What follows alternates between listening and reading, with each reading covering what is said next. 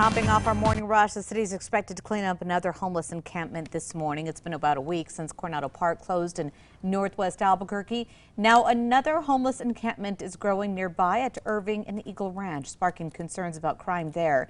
One city councilor says this is not a city-run encampment and it will be cleaned up. The homeless who moved from Coronado Park have less than 72 hours from city officials as to clear from their latest spot from an I-40 underpass. Since the park was closed, tents have been set up to the east. That's near I-40 and Edith. The Solid Waste Department says they are aware of the tents.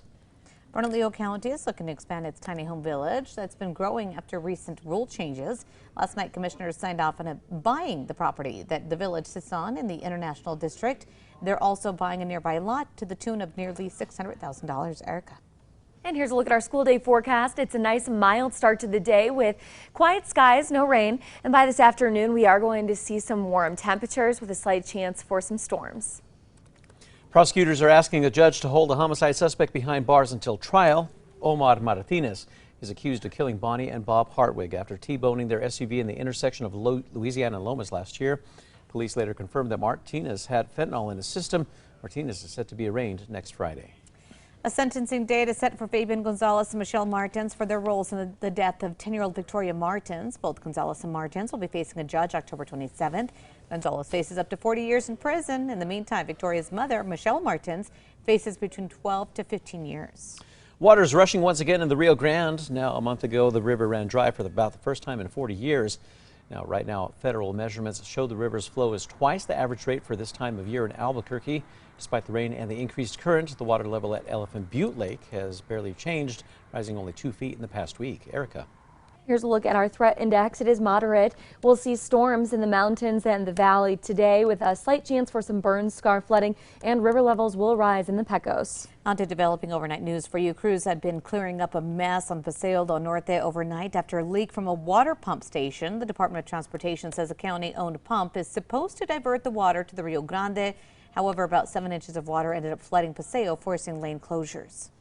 A newly revealed letter from the National Archives is raising alarm over classified material that was reportedly kept at former President Trump's Florida estate. It says an initial batch of 15 boxes retrieved from Mar-a-Lago held more than 100 documents with classification markings, totaling more than 700 pages. New details now. President Biden reportedly set to make an announcement today on student loans. Proposals have included eliminating $10,000 in federal student loan debt for borrowers making less than $125,000 a year. Also extending the ongoing pause of payments put into place during the pandemic could be in this change as well.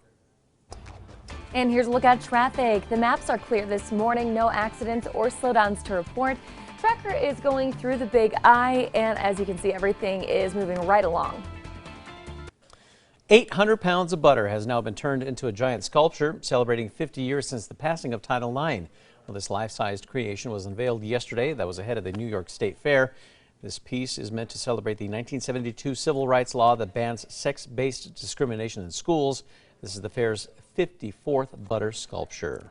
And time now for the 5 facts. We start with number 5 here. This morning, officials are hoping to draw more visitors to New Mexico's newest historic site. Los Luceros is a nearly 300-year-old ranch north of Espanola. 3 years ago, state lawmakers designated Los Luceros as a historic site. They opened it up to the public as well. As of right now, the historic site hosts school field trips, guided tours. The property includes an 18th century chapel, hacienda, a Victorian cottage, carriage house, guest house, and a farmyard. And number 4, Albuquerque's rail trail is set to see a boost in funding. The city is getting $11.5 million in grant money for the trail. That's from the U.S. Transportation Department. The project will consist of a 7-mile loop of multi-use trails connecting downtown Albuquerque to the Sawmill District, Old Town, and the Bosque. The mission is to create a safer route for pedestrians and bicyclists right through the heart of downtown.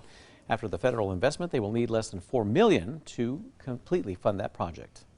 In number 3, we are going to be seeing isolated storms throughout much of central and western New Mexico today.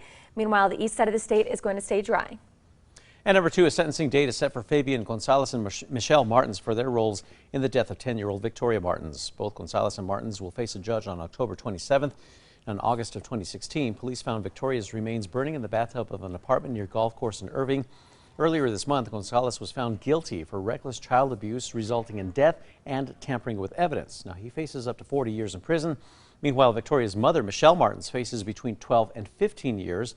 That was after pleading guilty to reckless child abuse resulting in death. Finally, number one for you. It's now been a week since Coronado Park closed in northwest Albuquerque, but now another neighborhood is on edge as a homeless encampment is currently growing nearby at the corner of Irving and Eagle Ranch. If you drive by this morning, you'll likely see tents and shopping carts filling up that empty field there. It sits right next to homes and a shopping center. One neighbor says she's concerned about crime. Also we've been told the city is expected to clear up and clean up that encampment at some point this morning.